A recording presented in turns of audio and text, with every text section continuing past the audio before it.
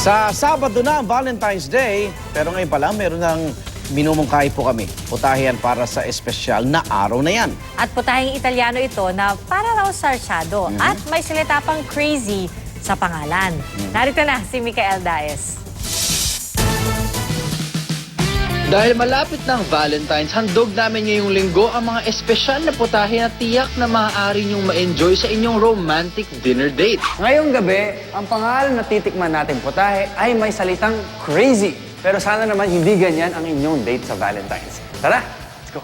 1960s pa nang maimbento ng mga Italiano ang putaheng ito na sumikat sa mga turista ng Capri Island hanggang makarating na sa iba't ibang bansa. Kasama ko ngayon si Chef Edgar.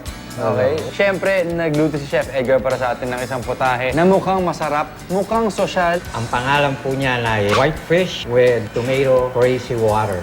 Chef, first time ko narinig gamitin yung salitang crazy para sa pangalan ng putahe. Saan naman nanggaling yung crazy? Actually, it's an Italian word ang pinagmulan niyan.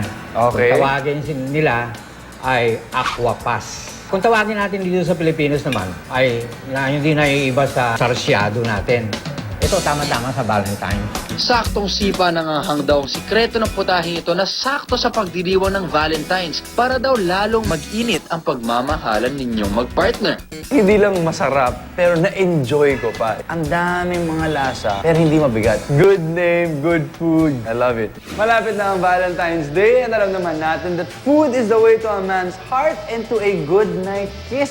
Pero huwag natin kalimutan na dapat masarap rin kasama ang ating date para perfect yung night. Okay, ako po si Micael Daes. This is Midnight Express. Night.